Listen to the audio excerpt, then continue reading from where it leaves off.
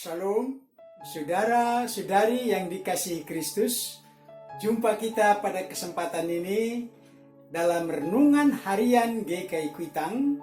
Hari ini Senin 29 November 2021 bersama saya Pendeta Emeritus Arti Sembiring. Firman Tuhan terambil dari kitab Kejadian. Kejadian pasal 1 ayat 26 sampai 31, ayat 26 sampai 31. Tapi saya bacakan di sini ayat 30 dan 31. Silakan saudara-saudari membaca dari ayat 26 sampai 31. Mari kita dengarkan ayat 30 dan 31 demikian. Tetapi kepada segala binatang di bumi dan segala burung di udara dan segala yang merayap di bumi yang bernyawa, ku berikan segala tumbuh-tumbuhan hijau menjadi makanannya. Dan jadilah demikian. Maka Allah melihat segala yang dijadikannya itu sungguh amat baik. Jadilah petang dan jadilah pagi, itulah hari ke-6. Demikian firman Tuhan ini. Berbahagialah kita yang mendengar firman Tuhan dan yang tekun melaksanakannya. Amin. Saudara-saudari, dari firman Tuhan ini, tema kita berbunyi, sungguh amat baik ciptaanmu. Sungguh amat baik ciptaanmu. Dengan ibadah minggu kemarin, kita sudah memasuki Minggu Advent pertama. Masa Advent adalah masa persiapan merayakan kelahiran Kristus ke dunia. Kita merenungkan firman Tuhan hari ini.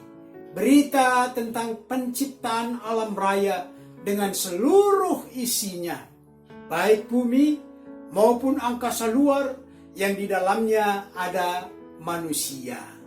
Allah menciptakan alam raya ini selama 6 hari.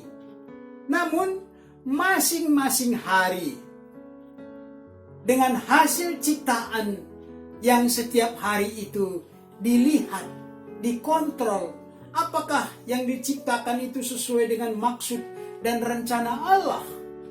Demikianlah dari hari pertama disebutkan, Allah melihat bahwa semuanya itu baik. Demikian pada hari yang ke-6. Ini Tuhan Allah juga melihat, memeriksa apa yang sudah diciptakannya, apakah sesuai dengan rencananya sudah terjadi. Namun pada hari yang ke-6 ini, setelah Allah memeriksa, maka sangat memuaskan. Dengan bahasa kita disebutkan sempurna ciptaan Tuhan, yang dalam ayat 31 disebutkan, maka Allah melihat segala yang diciptakannya sungguh amat baik. Demikian tema kita. Telah juga diletakkannya hukum alam atau aturan sehingga semua berjalan dengan baik. Masa-masa, yaitu waktu dan zaman, berjalan dengan baik. Benda-benda, planet-planet di ruang angkasa beredar dengan baik. Tidak ada yang tertabrak, tidak ada kurang, tidak ada yang cacat dari semua yang diciptakan oleh Tuhan. Salah satu berita pada masa Advent pertama ini yang harus kita ungkapkan ialah pujian dan syukur atas kuasa Allah yang tak terlampaui oleh kuasa apapun di jagat alam raya ini. Dalam Mazmur 19 ayat 1, kita diajak memuji Sang Pencipta yang berkata, "Langit menceritakan kemuliaan Allah dan cakrawala memberitakan pekerjaan tangannya." Untuk menegaskan kuasa Sang Pencipta, maka firman Tuhan membandingkan dengan ilah-ilah berhala yang dipuja oleh manusia. Apa itu berhala? Dalam Yeremia 10 ayat 5 menyebutkan, berhala itu sama seperti orang-orangan di kebun mentimun, tidak dapat berbicara. Ia harus mengangkatnya. Maksudnya yang membuat orang-orangan itu harus mengangkatnya, sebab tidak dapat melangkah. Karena itu, apakah kita sungguh bersyukur atas keberadaan alam semesta yang ciptaan Tuhan ini? Apakah kita bersyukur untuk semua ini? Mazmur 8 ayat 10, suatu ajakan memuji Allah yang berkata, "Ya Tuhan, Tuhan kami, betapa mulianya namamu di seluruh bumi. Kita merupakan bagian alam di dalamnya." Demikian juga manusia. Memang manusia diciptakan Allah, ditempatkannya dalam puncak dari semua ciptaannya. Lalu manusia itu ditempatkan di Taman Eden. Perlu kita sadari bahwa manusia ciptaan Tuhan jangan membusungkan dada, jangan sombong di hadapan Tuhan. Tetapi Tuhan mengingat manusia lebih dari ciptaan lain yang disebutkan, "Namun engkau telah membuatnya hampir sama seperti Allah." Di ayat 6 Mazmur 8 tadi. Manusia dipelihara oleh Tuhan di Taman Eden. Manusia memiliki tugas panggilan. Untuk apa? Untuk mengusahakan dan memelihara taman itu. Manusia di Taman Eden bukan foya-foya, tetapi bekerja menjadi hamba Allah. Taman itu mendapat siraman dari sungai yang disediakan Tuhan. Bahkan di sana ada emas yang paling baik yang telah disediakan Allah, dan itu pun harus dikerjakan, dieksploitasi oleh manusia. Namun kita harus menyadari siapa diri kita, supaya kita tidak melampaui wewenang yang diberikan Tuhan kepada kita. Siapa manusia yang Tuhan katakan, "Jangan makan buah dari pohon ini"? Siapa kita sehingga Tuhan memberi batasan ini? Kita adalah ciptaan Tuhan. Ini mesti kita ingat, supaya kita tidak melangkah, loncat pagar, keluar dari aturan Tuhan. Tidak disangkal lagi, Taman Eden ini telah tertutup bagi manusia. Alam semesta telah menanggung kutuk karena manusia melampaui wewenangnya, melanggar firman Tuhan. Inilah sekarang ini, saat ini, langit yang kita junjung, bumi yang kita injak, yang kita saksikan ini telah menanggung kutuk karena dosa manusia.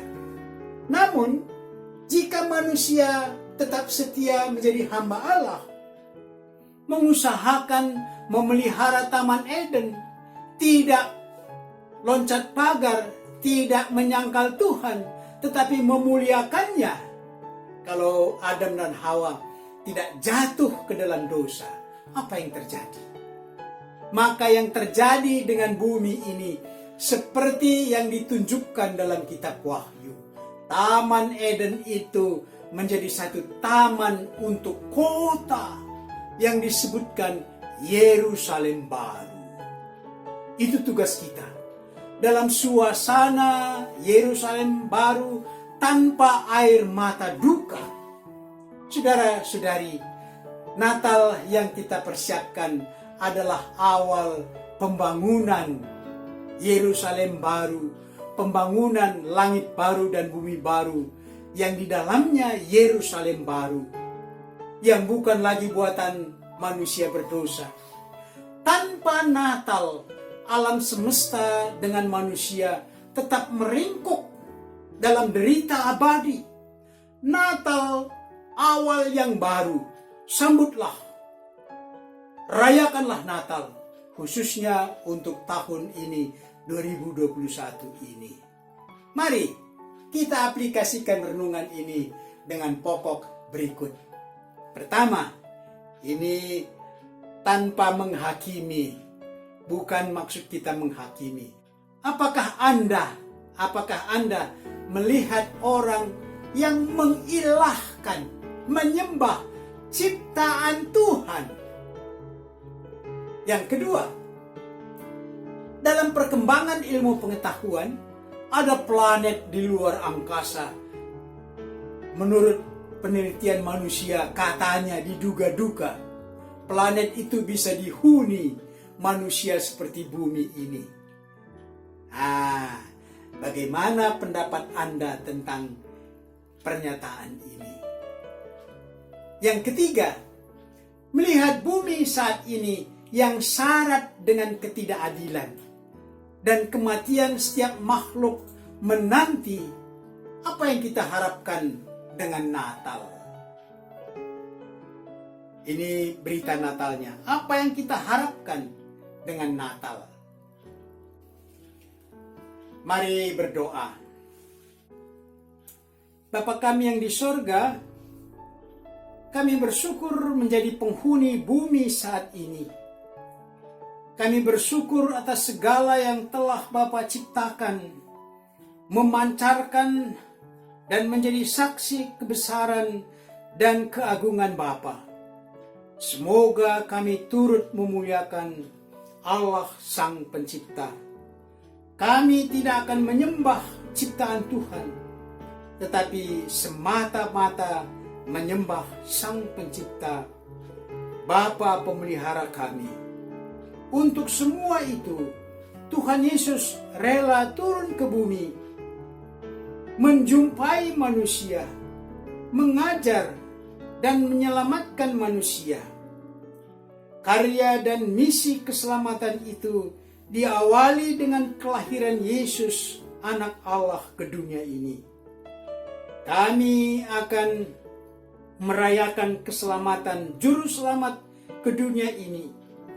Kiranya Roh Kudus menerangi hati kami dan menolong kami agar Natal yang kami persiapkan, yang kami rayakan nanti sesuai dengan rencana Bapa. Inilah doa dan permohonan kami dalam Yesus Juru Selamat dunia. Amin.